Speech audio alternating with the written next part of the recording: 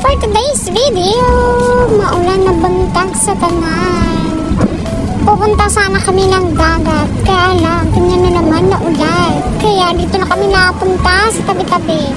Kumain kami ng xiaolong pao. Hindi ko alam kung anong tawag sa Tagalog. Basta xiaolong pao yung tawag. Parang siopaw sa atin na maliliit. Pero may, ano siya, may sabaw. Yan. Yung isa naman formang dumpling, pero parang ganun din. Iba lang yung flavor. Ayan. Diba? Yan. May sabaw sa loob. Napakasarap niyan. Promise. Ayan. Sinulit ko talagang kumain ng kumain kasi day off. Ayan. Masarap yan siya. Tapos mainit pa kasi bagong luto, bagong ahon. Ayan. Pasong-paso pa talaga ako dyan. Kumain na lang ng mainit kasi nga naulan, hindi naman makapunta sa dagat. Pupunta sana kami ng dagat. Wala na. Kumain na lang kami niyan. Agahan, tsaka diretso na lang tanghalian. Kasi kahapon nagmukbang. Ay ngayon, tipid-tipid mo.